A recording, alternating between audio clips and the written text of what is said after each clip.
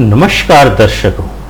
सामान्यतः जब कोई व्यक्ति कोई प्लाट या भूखंड खरीदने का विचार बनाता है तो उसको परिवार के बुजुर्ग या उसके शुभ चिंतक सबसे पहले जो सलाह देते हैं वह यह होती है कि भूखंड लेते समय इस बात का जरूर ध्यान रखना कि भूखंड गोमुखी होना चाहिए, शेरमुखी या नागफनी नहीं होना चाहिए, क्योंकि आवासीय प्रयोग के लिए गोमुखी भवन या भूखंड ही श्रेष्ठ रहता है। क्या आप जानते हैं कि गोमुखी भवन या भूखंड कैसा होता है या शेरमुखी भूखंड किस प्रकार का होता है? यदि आपको इस तथ्य की जानकारी अभी तक नहीं है तो आप हमारे इस कार्यक्रम को ध्यान से देखते रहिए, क्योंकि यह जानकारी विशेष रूप से आपके लिए ही प्रस्तुत की जा रही है। एक चीज का और ध्यान रखिए कि यदि आपने अभी तक हमारे इस YouTube चैनल अमृत कलश को सब्सक्राइब न किया हो तो इसको अवश्य ही सब्सक्राइब कर लें तथा उसके बगल में जो घंटी का बटन है उसको दबा करके ऑल का ऑप्शन अवश्य ही चुन लें, ताकि भविष्य में इस प्रकार के वीडियो आपको सबसे पहले प्राप्त होते रहें।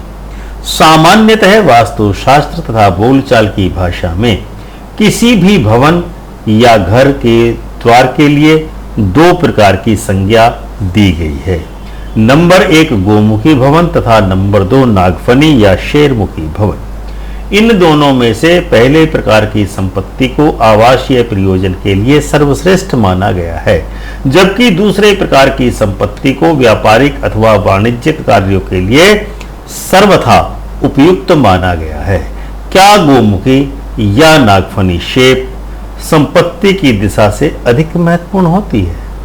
यह प्रश्न सदैव ही लोगों को प्रवोक करता रहता है या उत्तेजित करता रहता है। गोमुखी प्लाट या भूखंड ऐसे भूखंड को कहते हैं जो शुरुआत में संकरा रहता है, अंदर की ओर चलते चले जाते हैं, यह और चौड़ा होता चला जाता है, जबकि शेरमुखी या नागफनी भवन अथवा भूखंड प्रवेश द्वार की प्रवृत्ति ठीक गोमुखी भवन के विपरीत होती है। भूखंड लेने के लिए गोमुखी या शेरमुखी की अपेक्षा आपको उसकी दिशा का विशेष ध्यान रखना चाहिए। उत्तर या पूर्वाभिमुख का जो भूखंड होता है वह गोमुखी भूखंड से भी सर्वाधिक उत्तम रहता है।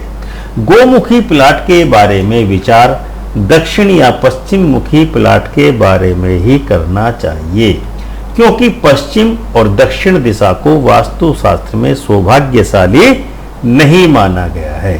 यदि आप कोई प्लाट, भूखंड या भवन खरीद रहे हैं तो शेरमुखा या नागफनी भवन वह है तो उसको खरीदते समय इस बात का विशेष ध्यान रखें कि उसकी उत्तर या पूर्व की दिशा की लंबाई बड़ी होनी चाहिए। यदि आपके पास कोई ऐसा भूखंड है जिसका दक्षिण या पश्चिम दिशा संकरी हो तो उस प्लाट को भी उत्तम नहीं माना जाता है। इस प्रकार हम इस निष्कर्ष पर पहुंचते हैं कि गोमुखी तथा शेरमुखी या नागफनी भवन की आकृति का आनंद उठाने के लिए केवल दो ही दिशाएं देखी जाती हैं।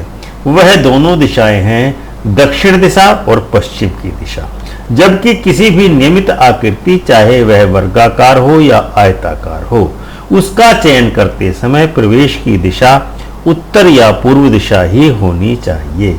इसीलिए नियमित आकृति के भूखंड के क्रय करने के लिए उत्तराभिमुखी अथवा पूर्वाभिमुखी प्लाट को ही प्रधानता देनी चाहिए।